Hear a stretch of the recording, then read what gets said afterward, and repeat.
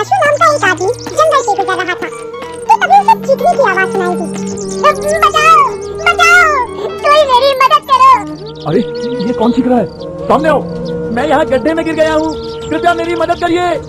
आवाज का पीछा करते हुए आशु गड्ढे के पास पहुँच गया और उसने उस आदमी को बचाने के लिए जल्दी से गड्ढे में वही पास से ढूंढकर एक रस्सी डाली और उस रस्सी से आदमी को बाहर निकालने में उसकी मदद की। तुम्हारा बहुत बहुत शुक्रिया दोस्त, अगर आज तुम नहीं आते तो पता नहीं मेरा क्या होता।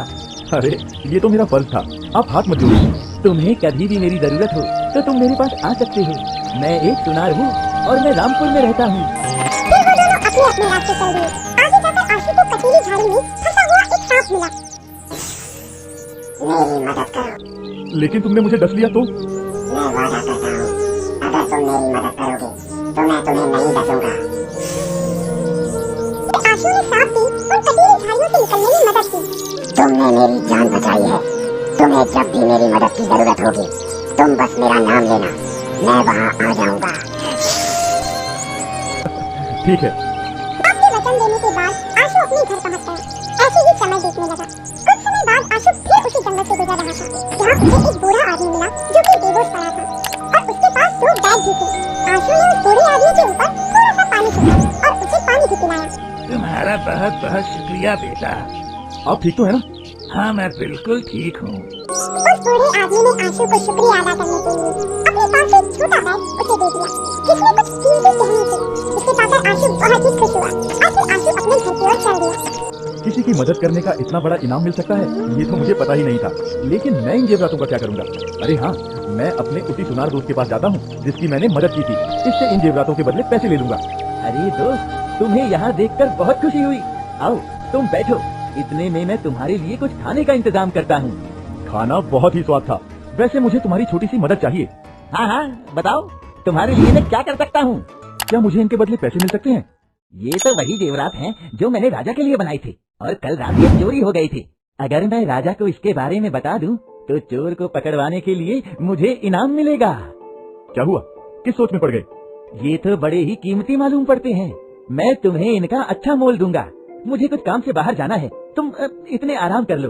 आशु को झूठ बोलकर सुनार सीधा राजा के पास चला गया और उन्हें सब कुछ बता दिया, जिसके बाद राजा के सैनिकों ने आशु को बिना बताए सुनार के घर जाकर उसे कैद कर लिया और आशु की बिना सफाई सुने उसे जेल में डाल दिया। अब मैं क्या करूँ? कैसे खुद को निर्दोष साबित करूँ? आशु को फिर सांप का वचन याद आया और उसने सांप का नाम लिया और थोड़ी ही देर में सांप वहाँ आ गया।